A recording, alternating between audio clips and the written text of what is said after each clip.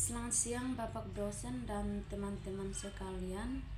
Baik, di sini saya akan membawa materi tentang teori pemerolehan bahasa kedua atau menganalisis kembali teori-teori pemerolehan bahasa kedua.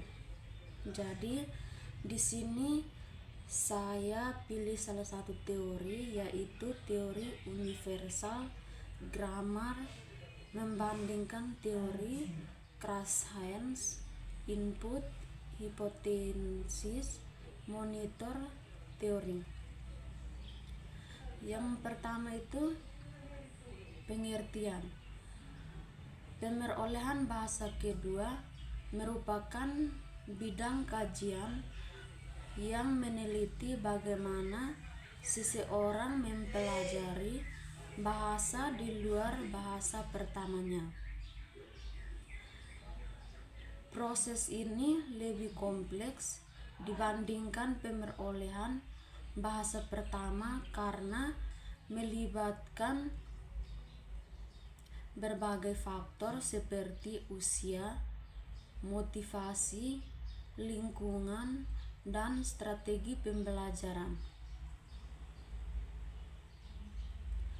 Dua teori yang berpengaruh besar dalam kajian SLA adalah Universal Grammar atau UG yang dikemukakan oleh Noam Chomsky dan teori Stephen-Krashen yang mencakup input, hipotesis, serta monitor teori.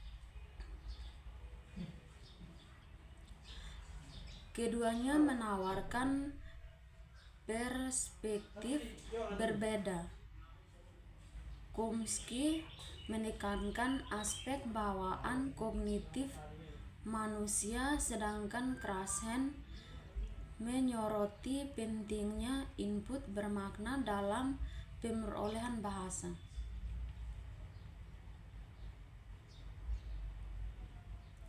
Yang kedua itu teori universal grammar atau UG. Noam Chomsky berpendapat bahwa manusia dilahirkan dengan kemampuan bawaan untuk mempelajari bahasa melalui sistem yang disebut universal grammar atau UG.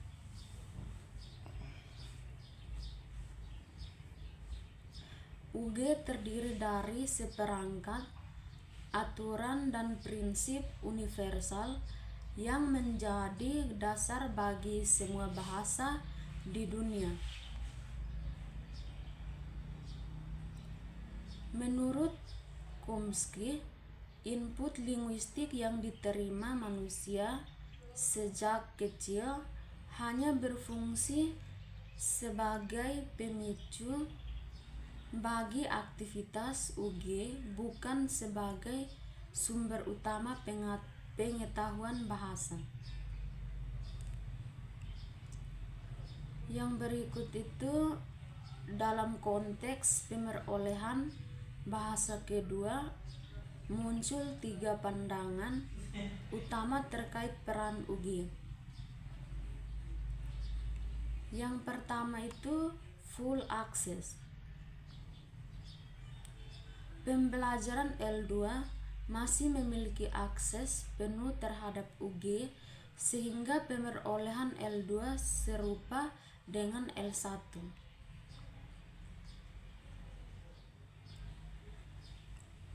Yang kedua itu partial access. Pembelajaran hanya dapat mengakses sebagian prinsip UG, sisanya dipengaruhi oleh bahasa pertama L1 atau pembelajaran formal. Yang ketiga itu no access. Setelah melewati masa kritis atau pembelajaran tidak lagi dapat mengakses UG, sehingga pembelajaran L2 lebih bergantung pada kesadaran metalinguistik, dan aturan eksplisit.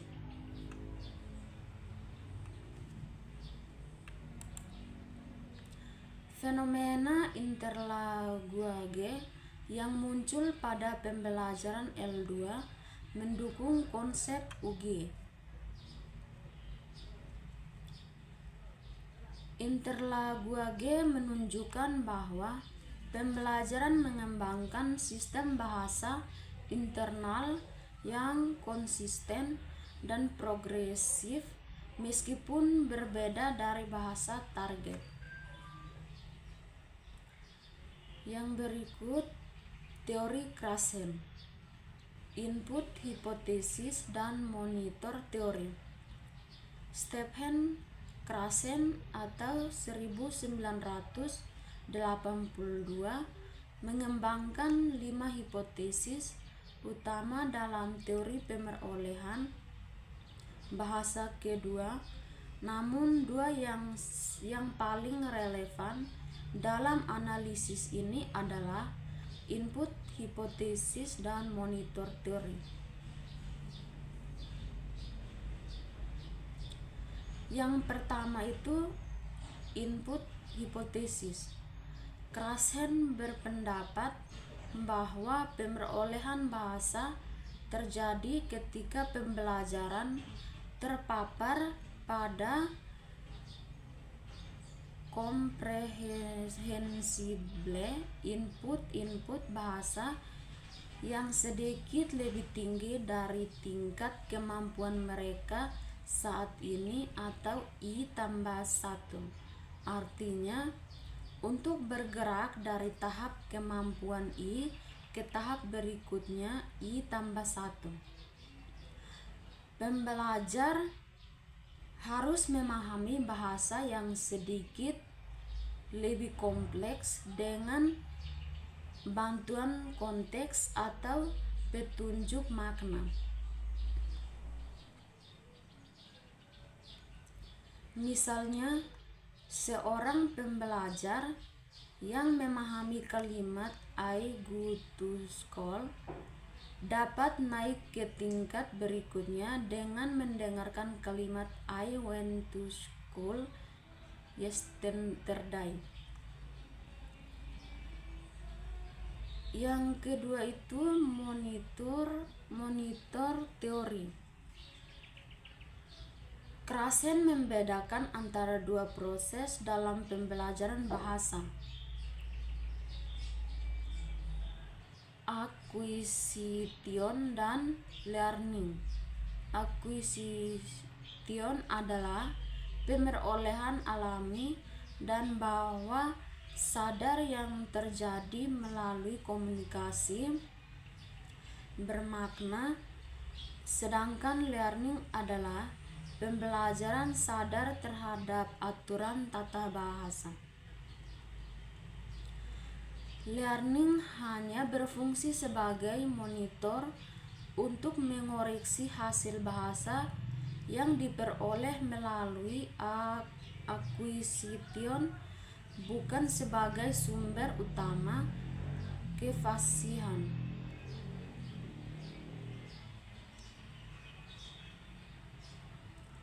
Dengan demikian, pembelajar yang terlalu mengandalkan monitor cenderung berbicara lambat dan kurang spontan. Yang berikut perbandingan universal grammar dan teori Krashen. Aspek universal grammar atau Chomsky teori Krashen, input dan monitor. Fokus utama kapasitas bawaan manusia dalam memahami struktur bahasa.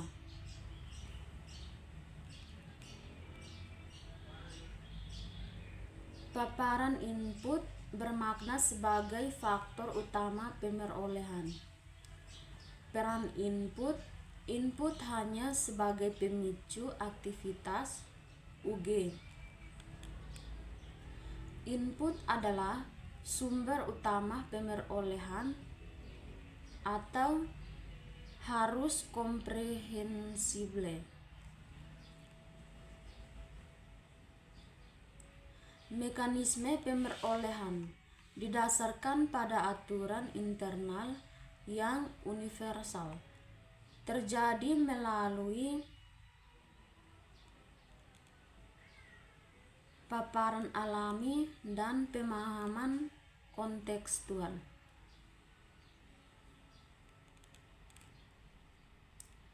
Peran kesadaran. Proses bahwa sadar dan universal membedakan antara pemerolehan bahwa sadar atau acquisition dan pembelajaran sadar atau learning. Kesalahan berbahasa. Bagian dari perkembangan interlinguage yang sistematis. Akibatnya kurang komprehensible input atau penggunaan monitor berlebihan. Faktor afektif tidak menjadi fokus utama, atau kondisi afektif seperti motivasi dan kecemasan berpengaruh besar.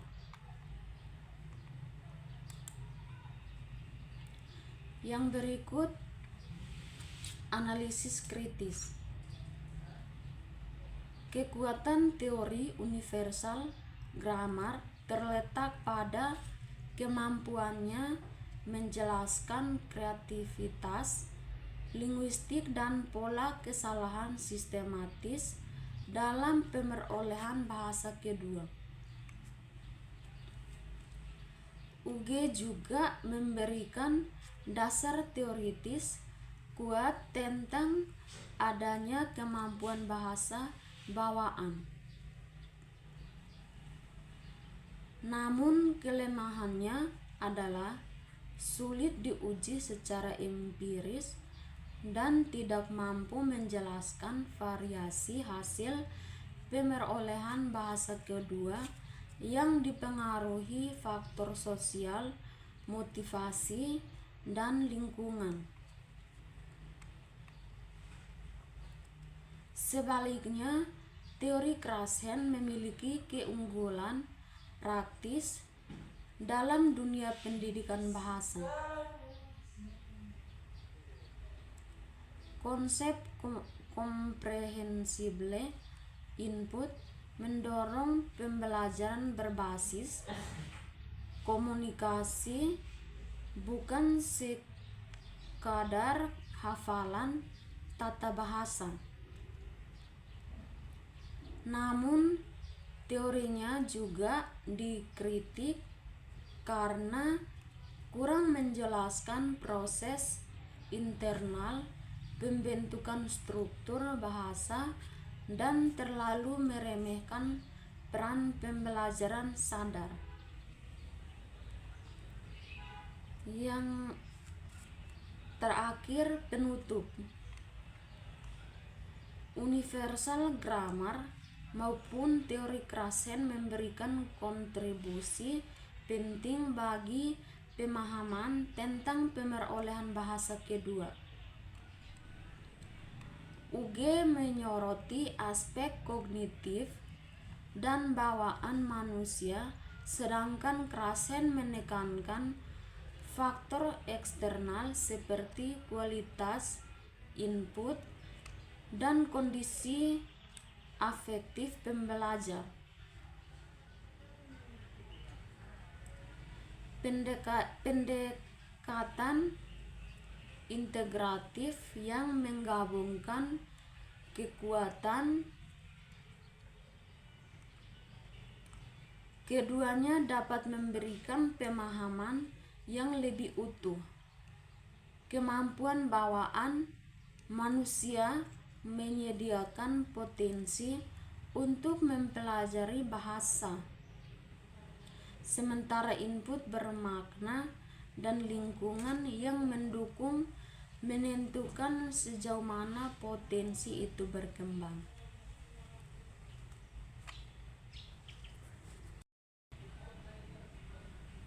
Sekian dari materi yang saya paparkan.